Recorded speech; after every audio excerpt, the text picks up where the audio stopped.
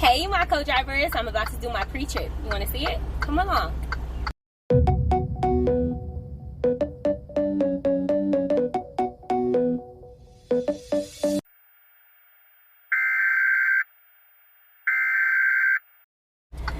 So first and foremost, you want to back your your tractor up into the trailer. So you want to align it perfectly where your back steer tires are right underneath the nose of your trailer. That's how I'm gonna start my trip. Here we go.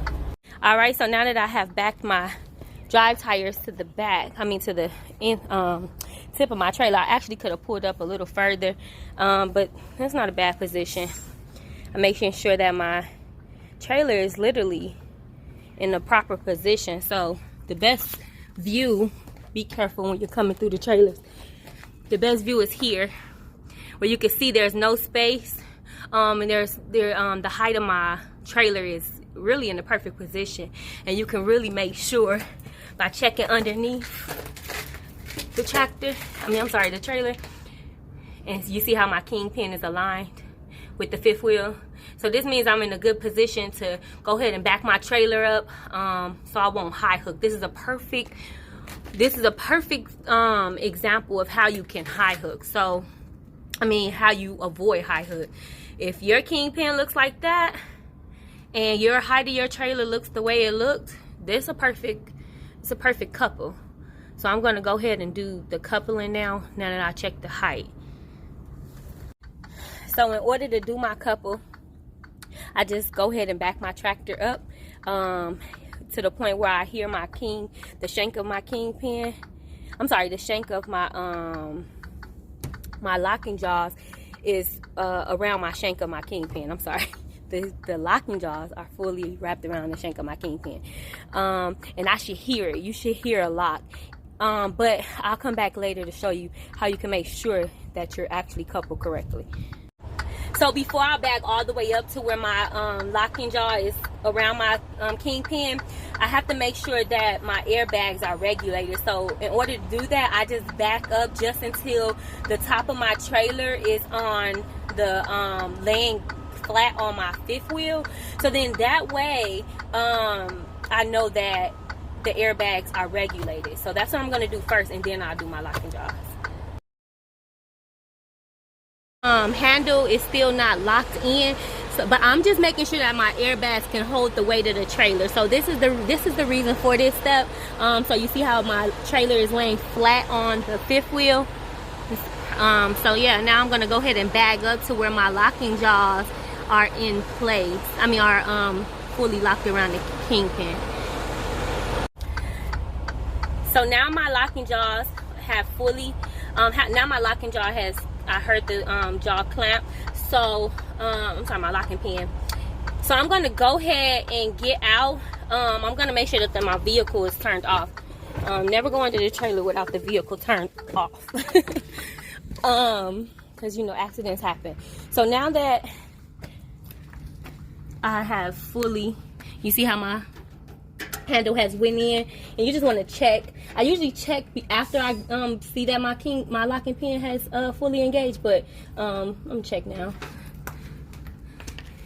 So in order for me to fully check, I go underneath the trailer just like I did before. So if you can see,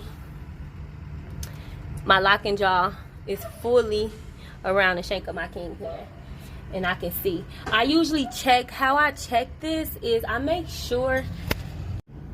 I wanted to give you guys this view, so let me find it in the camera. Okay, there it goes. So I usually make sure. This video is kind of blurry. Let's see. So how I make sure that this locking jaw is fully around the shank of my kingpin.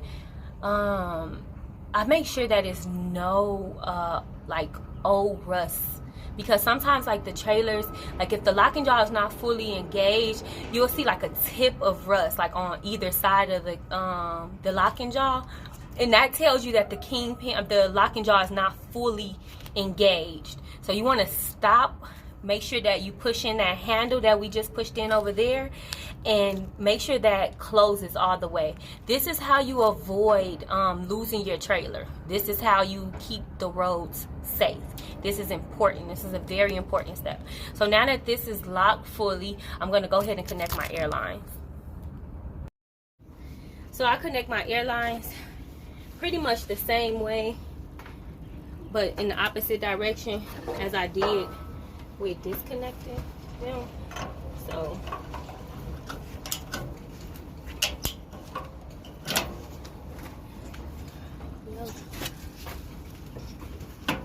gotta make sure you be careful, because you don't want your wires to get all destroyed and tangled up.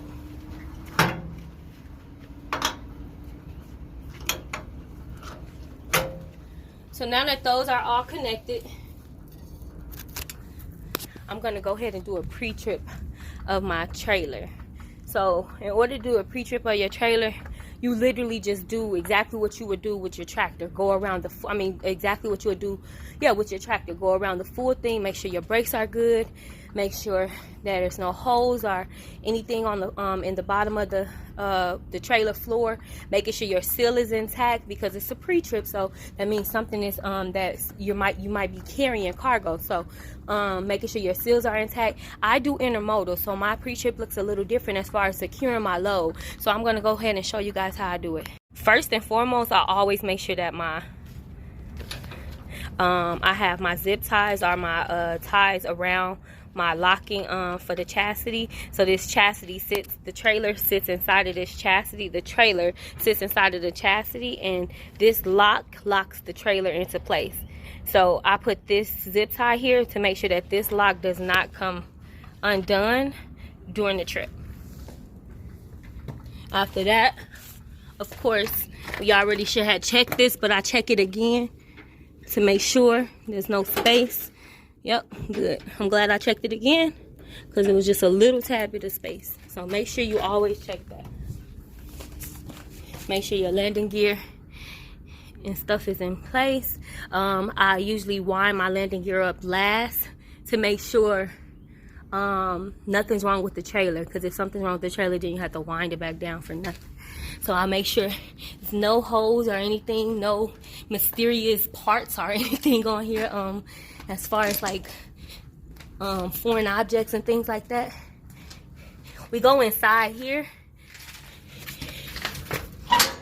making sure this is locked into place. This is your tandem release arm, and then you want to make sure your pins are in place too. So I have one, and then I have the other one down there. Making sure your brakes are not worn out, nothing foreign under here. And yes, you want to do this with every trailer. Making sure your brakes, there's no debris or anything in between your tires. Your frame looks good. Everything is good. This helps keep the road safe. This helps keep you safe, and this helps bring you home safely. So if anything is wrong with your trailer during a pre-trip, this is the perfect time to make a call to your leaders. Again, checking, making sure my brakes are not worn dangerously thin. Making sure everything is in place. No cut wires or hanging wires or anything like that. Back here, making sure my zip ties are in place and locked. The back of my trailer is good.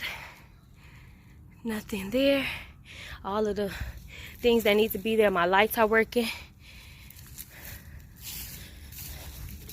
See? Foreign debris. It's just a piece of foam, but yeah, you just want to make sure nothing. You got your seal intact. The locks are secured.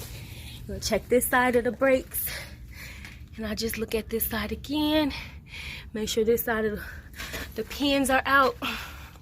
There goes one, and then I see my second one down there. Making sure your tires are good. No debris in your bud spacing. Again, just checking to make sure everything on this side is awesome. Frame is in place. All of that good stuff. No hanging wires on this side. And again, you're just checking for foreign objects or anything like that. Any holes in the ground. Making sure your landing gear is good when you do your pre-trip. Then you want to come back to this side of the trailer. Make sure there's no spacing between your kingpin and the trailer. There's no spacing. Then you want to make sure your final lock is done. So that concludes my pre-trip. It kind of went slower than what it would normally go because I had you guys with me. But it shouldn't take you no more than 7 to 10, probably 12 minutes to do a pre-trip if you already did your pre-trip on your tractor in the morning or in the night, whenever you start your shift. But yeah, that's pretty much the pre-trip.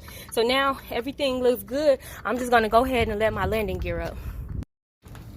So in order to let your landing gear up, I always put my gloves on. I pretty much drive with my gloves. I do everything with my gloves.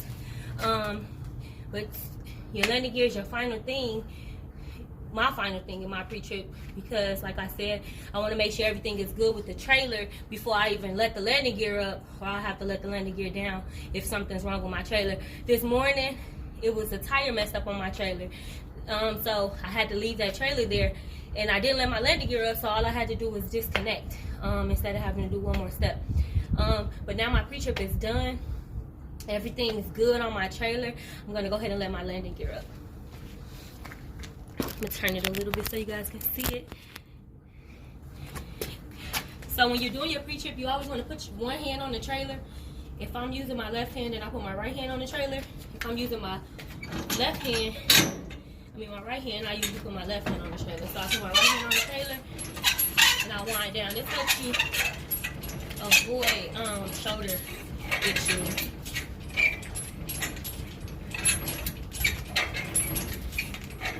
The landing gear usually takes a while. This is a little older. The chassis is a little older. But take your time. Don't try to rush. With trucking, you can't rush. Everything is dangerous in trucking, so you don't want to rush.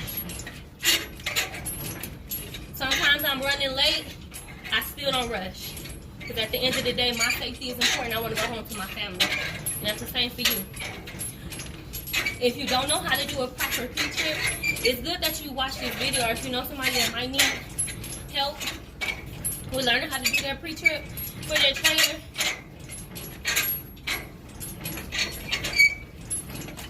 Now this up, I just uncrank the handle, put it in this holder. If you know somebody that doesn't know how to do their pre-trip, definitely refer this video. We gotta stay safe out here. We really do. I'm out of breath, but yeah, we really have to stay safe.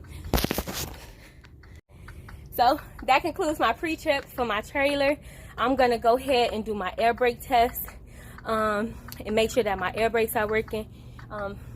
Yeah, so my air brakes, and pretty much that's about all you need for your pre-trip. Always do your air brake test. You'll hate to be on the road and your brakes go out just because you failed to do your air brake test. If you don't know how to do your air brake test, keep up with me. Like and subscribe. I'll show you later.